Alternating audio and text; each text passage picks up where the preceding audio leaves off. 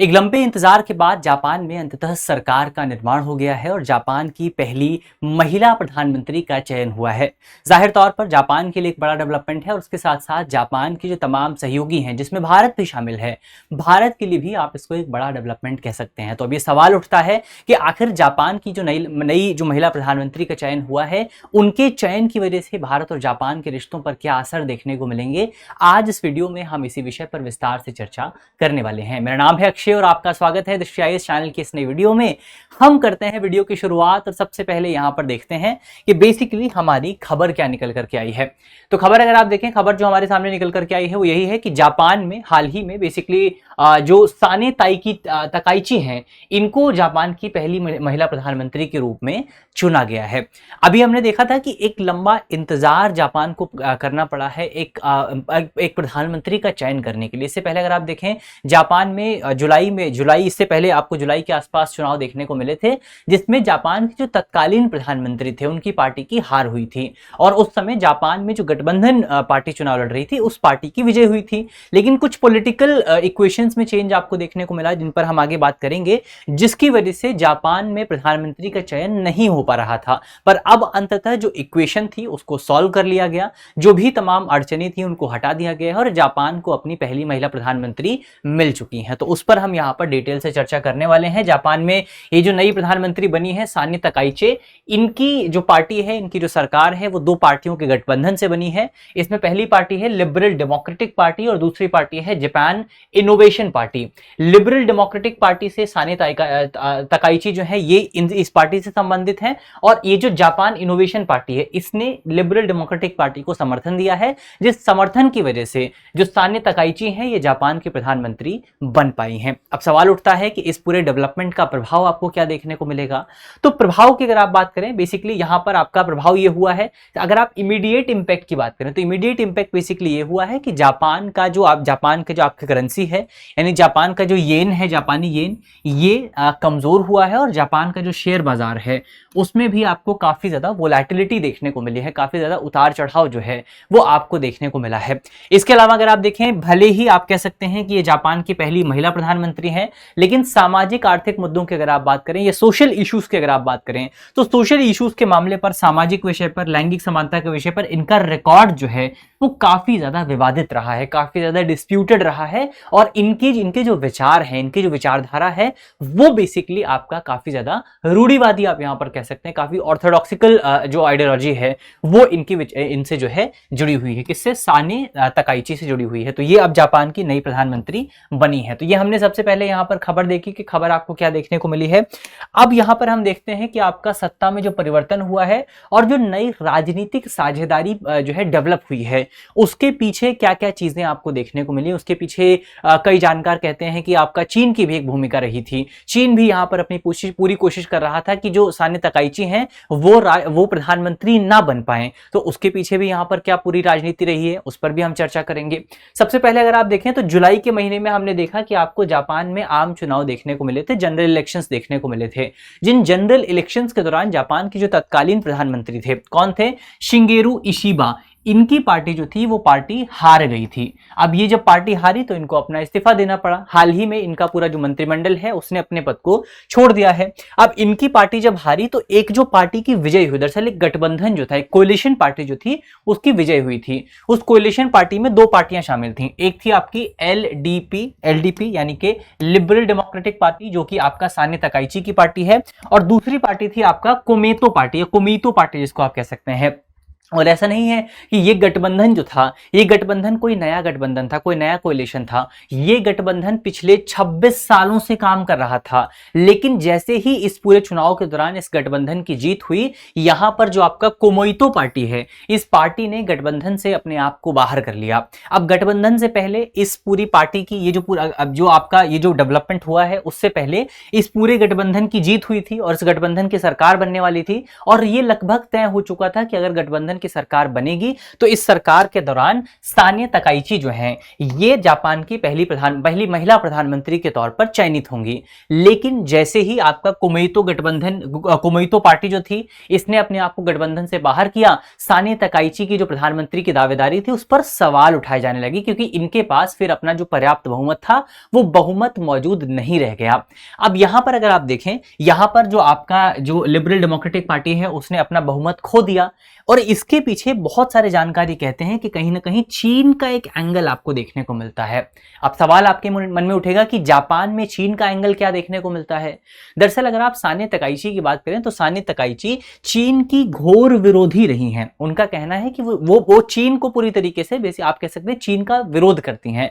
चीन और इसी वजह से चीन काफी ज्यादा डरा हुआ था, चीन काफी ज्यादा घबराया हुआ था, और चीन का विरोध के साथ साथ वो अमेरिका के साथ अपने संबंधों को, खासतौर पर डोनाल्ड ट्रंप के साथ अपने संबंधों को काफी ज्यादा मजबूत करना चाहती हैं। इसके अलावा इनकी और भी बहुत सारी आपकी विचारधाराएं हैं, और भी बहुत सारी आइडियोलॉजिकल स्टैंड पॉइंट हैं जो कि इनको चीन के खिलाफ लेकर के जाते हैं। जैसे एक अगर एग्जांपल आप देखें तो ये जो है साने तकाइची, आपको पता है कि जापान में आपको पीस आर्मी देखने को मिलती है, शांति सेना आपको देखने को मिलती है, लेकिन ये जापान में एक फुल फ्लेज्ड सेना स्थापित करने की बात करती है। आपको पता है कि जापान एक शांतिप्रिय देश है, जापान ने सेकेंड वर्ल्ड वॉर के बाद आर्मी स्थापित न करने को लेकर के वचन दिया था, लेकिन ये कहती हैं कि अब समय आ चुका है कि जापान अपने पैरों पर खड़ा हो और जापान खुद अपनी आर्मी स्थापित करे, खुद अपनी सेना स्थापित करे। तो ये इस चीज का समर्थन करती हैं, और कहीं ना कहीं ये जो पूरा आपका स्टैंड पॉइंट है ये चाइना के खिलाफ जाता है। तो इसीलिए चाइना बिल्कुल नहीं चाहता था कि आपका जो लिबरल डेमोक्रेटिक पार्टी है और जो आपका कुमेइतो पार्टी का गठबंधन है, इस गठबंधन की सरकार बने, और इसीलिए कई एक्सपर्ट्स ये कहते हैं कि आपका चाइना ने अपनी पूरी कोशिश की कि कुमेइतो पार्टी जो है ये अपने आप को गठबंधन से बाहर कर ले, और इसी वजह से चाइना के प्रयासों का परिणाम रहा कि 26 साल पुराना गठबंधन टूट गया, और इस गठबंधन के टूटने की वजह से आपका साने तकाइची जो है इनकी सरकार नहीं बन पाई थी। तो ये एक बहुत बड़ा डेवलपमेंट आपको उस समय देखने को मिला था। लेकिन अब यहां पर जो आपका लिबरल डेमोक्रेटिक पार्टी है इसने एक नई पार्टी के साथ अपना गठबंधन बनाया है, और उस नई पार्टी का नाम क्या है वो आपको पता ही है, जापान इनोवेशन पार्टी। तो अब लिबरल डेमोक्रेटिक पार्टी ने जापान इनोवेशन पार्टी के साथ मिलकर के अपनी सरकार बनाने का रास्ता जो है वो तैयार कर लिया है। तो अब यहां पर जो साने तकाइची हैं वो यहां पर प्रधानमंत्री के तौर पर चयनित हो चुकी हैं। हालांकि अभी उनकी समस्याएं खत्म नहीं हुई हैं, उस पर हम आगे बात करेंगे, लेकिन फिलहाल के लिए जो सबसे बड़ा डेवलपमेंट है वो यही है कि साने तकाइची जो है लिबरल डेमोक्रेटिक पार्टी और जापान इनोवेशन पार्टी के गठबंधन के माध्यम से जापान की नई प्रधानमंत्री बनने वाली हैं। तो ये लगभग आपका तय हो चुका है, उन्होंने बहुमत भी अपना साबित कर दिया है। अब हम उनकी विचारधारा पर बात करते हैं, उनके नीतिगत रुख पर बात करते हैं कि वो अलग अलग विषयों पर जापान के लिहाज से क्या सोचती हैं। और जब आप इनकी विचारधारा को समझेंगे, जब आप इनके विचारों को समझेंगे तो आपको समझ में आएगा कि आगे चल करके जापान की पॉलिसी आपको कैसे बदलती हुई नजर आ सकती है। तो इनकी पॉलिसी अगर आप देखें, सबसे पहले आपको ये समझना पड़ेगा कि साने तकाइची जो है ये बेसिकली आपका जापान के पूर्व प्रधानमंत्री शिंजो आबे की स्टूडेंट है, शिंजो आबे की शिष्या है, और ऐसी उम्मीद की जा रही है कि साने तकाइची जो है वो शिंजो आबे की नीतियों को आगे बढ़ाने का काम कर सकती है, शिंजो आबे की पॉलिसीज को आगे बढ़ाने का काम कर सकती हैं, खासतौर पर इकोनॉमी के क्षेत्र में। और इकोनॉमी के क्षेत्र में शिंजो आबे की जो पॉलिसीज हैं उनको आबेनॉमिक्स कहा जाता है। क्या कहा जाता है? आबेनॉमिक्स कहा जाता है। आबेनॉमिक्स में क्या होता है? आबेनॉमिक्स में जापान की सरकार आर्थिक उत्तेजना पर ध्यान देगी, इकोनॉमी को और ज्यादा स्टिमुलेट करने पर ध्यान दिया जाएगा, इकोनॉमी पर और ज्यादा खर्च करने पर ध्यान दिया जाएगा। इसके अलावा जापान की सरकार अपने रक्षा क्षेत्र में अपना रक्षा खर्च जो है, अपना डिफेंस का जो पूरा एक्सपेंडिचर है उसमें बढ़ोतरी कर सकती है। यह भी एक इनका स्टैंड पॉइंट रहा है साने तकाइची का कि हमको रक्षा खर्च में बढ़ोतरी करनी चाहिए। इसके अलावा संविधान में संशोधन भी किया जा सकता है। संविधान में संशोधन क्यों किया जा सकता है? आपको याद होगा हमने बात की थी कि सेकेंड वर्ल्ड वॉर के दौरान जापान ने तय किया, सेकेंड वर्ल्ड वॉर के बाद जापान ने तय किया था कि जापान अपनी फुल फ्लेज्ड आर्मी नहीं बनाएगा, शांति प्रिय देश रहेगा। लेकिन साने तकाइची जो है इनका हमेशा से स्टैंड पॉइंट रहा है कि जापान को अपने संविधान में संशोधन करना चाहिए, और ये जो फुल फ्लेज्ड आर्मी ना बनाने का वचन जो हमने दिया है उस वचन को हटा करके हमको एक पूरी सेना बनानी चाहिए और अपना जो शांति प्रिय होने का स्टैंड है उसको खत्म करना चाहिए। तो अब हो सकता है कि जापान में आपको जल्द ही एक नया संविधान संशोधन भी देखने को मिल सकता है, जहां पर जापान की जो एक लॉन्ग स्टैंडिंग प्रैक्टिस रही है उसको खत्म किया जा सकता है। तो जापान में आपको संविधान संशोधन भी देखने को मिल सकता है। इसके अलावा उन्होंने संकट प्रबंधन निवेश की बात की है, यानी कि जो क्राइसिस वर्तमान समय में जापान के सामने मौजूद है, उस क्राइसिस को मैनेज करने के लिए उस क्राइसिस को इन्वेस्टमेंट के माध्यम से मैनेज करने के लिए यहां पर इन्होंने पॉलिसी बनाने की बात की है। कौन कौन से क्षेत्र में इन्वेस्ट किया जाएगा? तो ये मुख्य तौर पर आपका जो इमर्जिंग टेक्नोलॉजीज हैं, इमर्जिंग टेक्नोलॉजीज जैसे कि आपका आर्टिफिशियल इंटेलिजेंस हो गया, जैसे आपका सेमीकंडक्टर्स हो गया, जैसे आपका एडवांस मेडिसिन हो गया, इन तमाम क्षेत्रों में आपको ये इन्वेस्टमेंट करते हुए नजर आ सकते हैं। तो इनका ये कहना है कि हमको इस तरीके के जो आपकी इमर्जिंग टेक्नोलॉजीज हैं उनमें इन्वेस्ट करना पड़ेगा, तब जाकर के उनमें हमको सरकारी खर्च बढ़ाना पड़ेगा, तब जाकर के जापान और ज्यादा निवेश कर सकता है, जापान और ज्यादा डेवलपमेंट कर सकता है। इसके अलावा अगर सामाजिक नीतियों की बात करें, अगर उनके सामाजिक स्टैंड पॉइंट की बात करें कि वो सामाजिक मुद्दों को लेकर के क्या सोचते हैं, तो बहुत ज्यादा ऑर्थोडॉक्सिकल विचारधारा आपको यहां पर देखने को मिलेगी, बहुत ज्यादा दक्षिणपंथी विचारधारा आपको यहां पर देखने को मिलेगी।